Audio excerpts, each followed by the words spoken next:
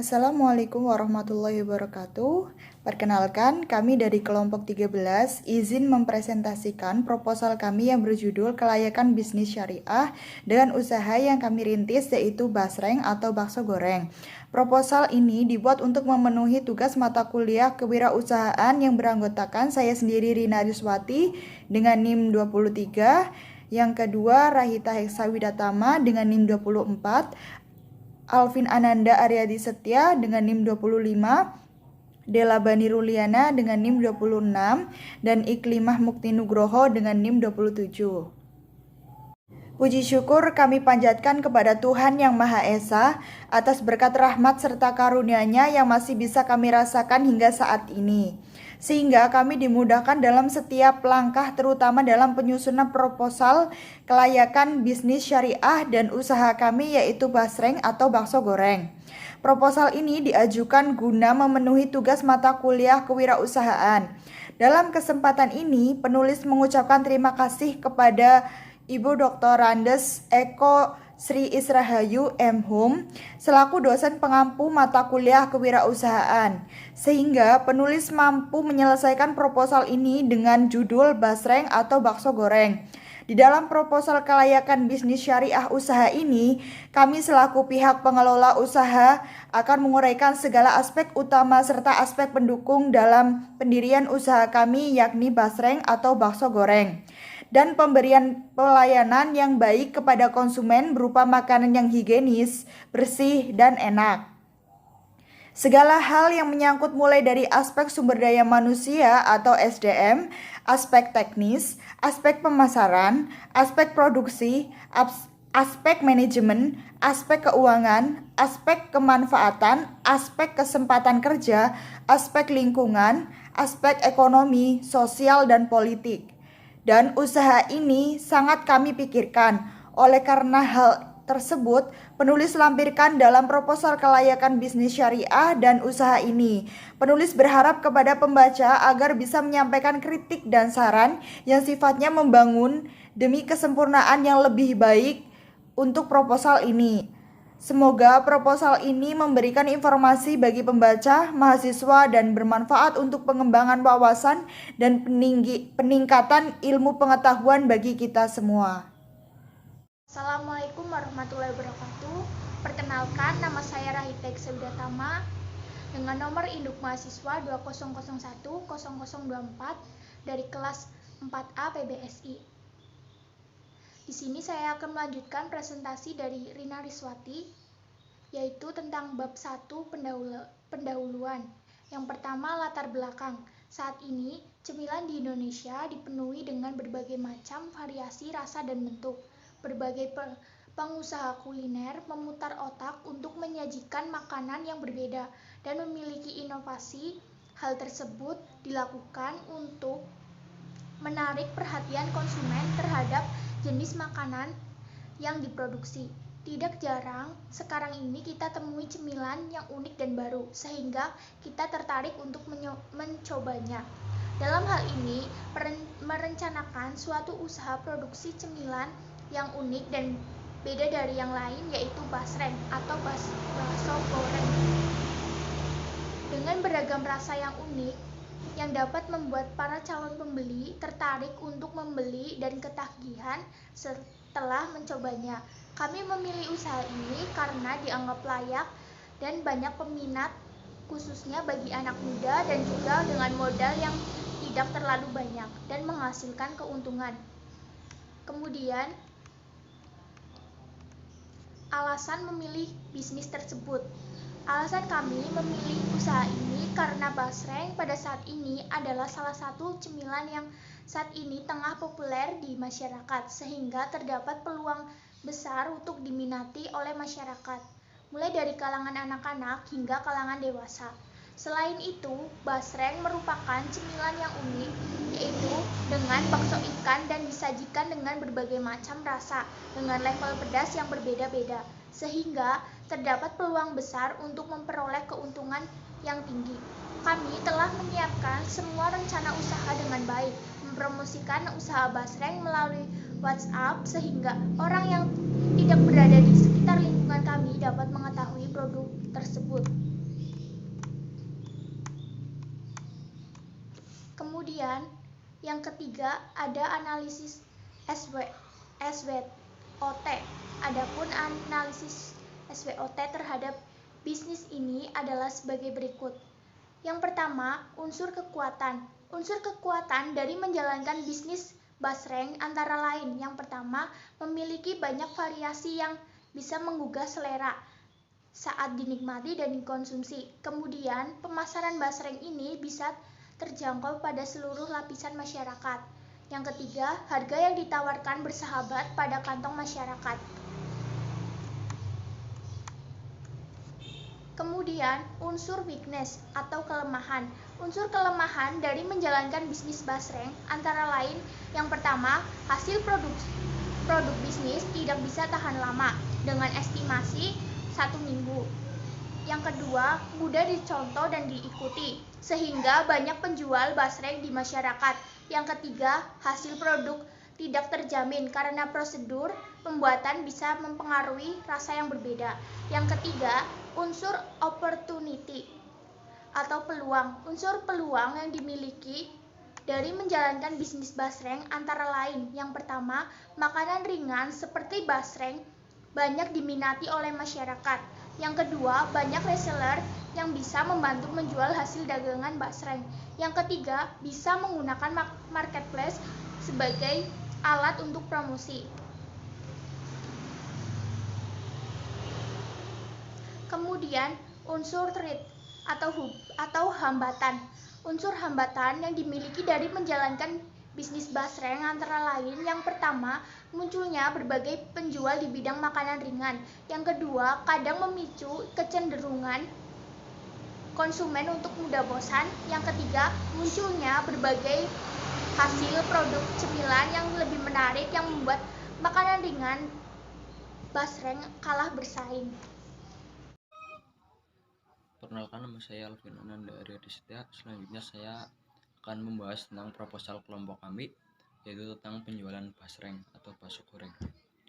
Yang pertama, usaha ini diberi nama basreng atau bakso goreng. Usaha ini yang kami rintis ini bergerak di bidang kuliner yang memproduksi berbagai jenis macam rasa basreng seperti balado, original, pedas, dan balado daun jeruk. Yang pertama ada meliputi aspek hukum. Aspek hukum, badan usaha yang kelompok kami bentuk ini berbentuk usaha atau kelompok. Untuk membentuk usaha ini tidak diperlukan persyaratan yang khusus. Kami memilih usaha ini karena efisien dalam mengelola laba atau rugi, sehingga usaha yang kami rintis akan lebih berkembang dengan lancar. Yang selanjutnya adalah aspek lingkungan. Aspek lingkungan meliputi usaha basreng, meliputi lingkungan kampus. Aspek lingkungan kampus lebih mengarah ke kuliner karena banyak teman-teman kampus yang malas keluar, atau istilah kerennya yaitu mager. Jadi kami putuskan untuk berbisnis di bidang kuliner yang melayani COD atau cash on delivery di sekitar kampus dan bisa diantarkan sampai ke kosan, dan melayani melalui via online. Dengan metode COD tersebut, kami selaku pelaku usaha meyakini bahwa bisnis kami akan terus berkembang ke depannya. Selanjutnya yaitu aspek pasar dan pemasaran. Aspek pasar dan pemasaran meliputi produk, harga, promosi, dan distribusi. Yang pertama, produk. Untuk mempelajari pemasaran produk kami harus ditekankan pada produk yang berkesinambungan tanpa mengurangi rasa dan kualitas produk sendiri.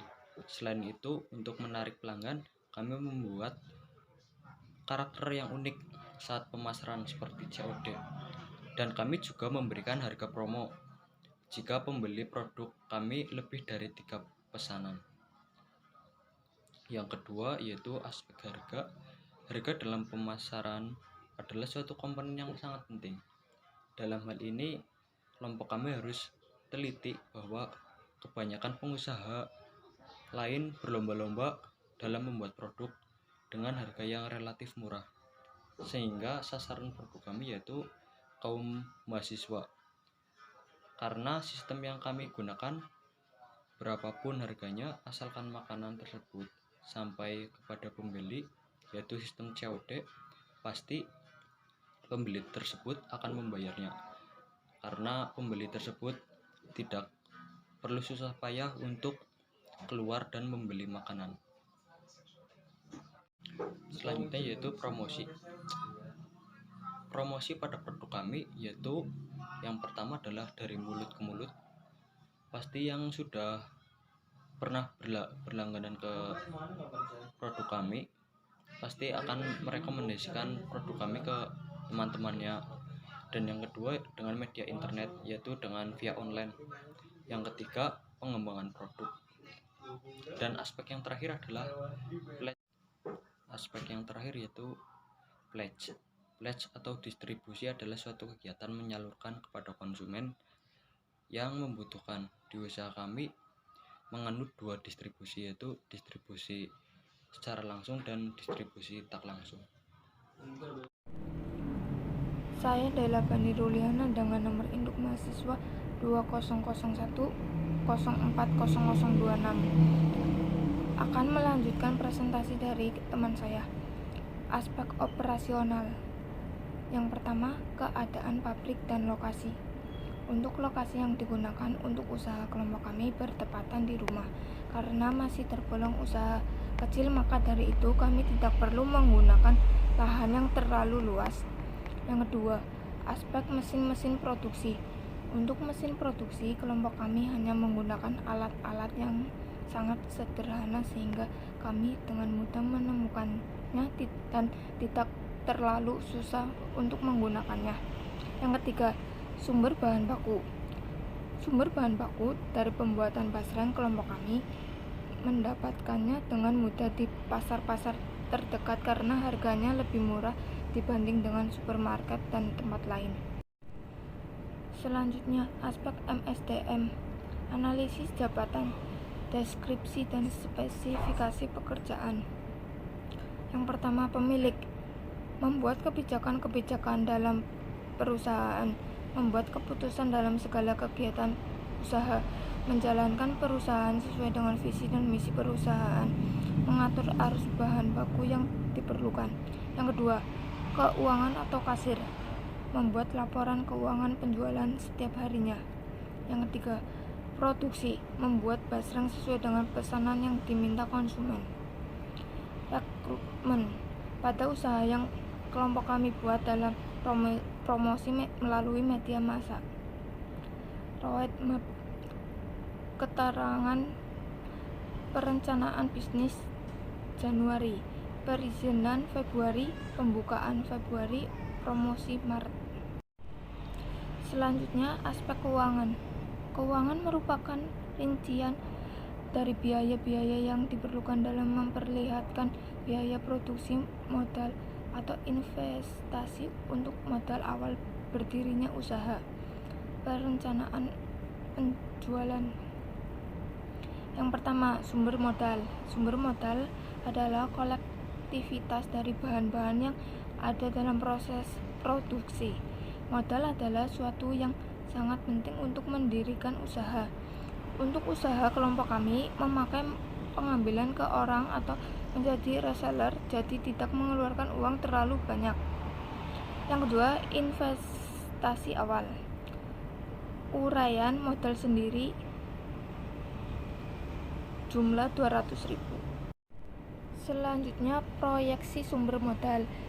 Modal sebesar 208.000 direncanakan digunakan pembelian aktiva tetap sebesar 200.000, diwujudkan dalam kas sebesar 100.000. Neraca awal. Aktif lancar, kas 100.000, modal sendiri jumlah 308.000. Aktiva tetap jumlah 100.000, jumlah 308.000. Produksi. Bulan Maret jumlah produksi 35, harga satuan 6.000, 7.000, 8.500, 17.000. Jumlah produksi 308.000. Penjual urean bulan Maret, jumlah produksi 35, harga jual 6.000, 7.000, 8.500, 17.000. Jumlah penjual 6.000, 7.000, 8.500, 17.000. Laba 380.000. Total 35. Jumlah produksi. Laba 380.000. Kas urean. Kas 100.000. Penerimaan urean 35.000, jumlah 35.000. Penjual produk 6.000, 7.000, 8.500, 17.000. Jumlah penerima 308.000. Selanjutnya laporan laba rugi urean. Harga pokok penjualan 17.000, penjualan 35.000, laba kotor 17.000, beban usaha upah tenaga kerja 10.000, jumlah 5.000, laba bersih 15.000, neraca akhir aktiva aktif lancar, modal sendiri kas 100.000, modal sendiri aktif tetap modal sendiri, laba usaha 17.000, jumlah 117.000. Ya, selanjutnya akan dipresentasikan oleh teman saya. Saya Ike Mukti Nugroho dengan nomor induk mahasiswa 200104027 akan melanjutkan presentasi dari Della Bani Ruliana. Bab 3 penutup. Dan fakta yang ada saat ini berdasarkan perencanaan yang kami buat, kami menyimpulkan bahwa banyak peluang-peluang usaha yang dapat kita manfaatkan. Dengan semua perencanaan dan usaha tersebut, kami memperkirakan akan memperoleh keberhasilan dalam belajar dan mohon maaf kepada semua pihak yang berperan dalam pembuatan proposal ini. Usaha kami bergerak dalam bidang produksi basreng, tetap berusaha untuk mengedepankan pelayanan yang terbaik kepada pelanggan. Dalam pembuatan sampai penjualan basreng yang merupakan produksi warga yang beralamat di Kemeranjen, usaha yang kami jalankan merupakan usaha kecil yang mendapat modal dari kami setiap anggota kelompok. Mungkin cukup sekian presentasi dari kelompok 13, kurang dan lebihnya mohon maaf. Wassalamualaikum warahmatullahi wabarakatuh.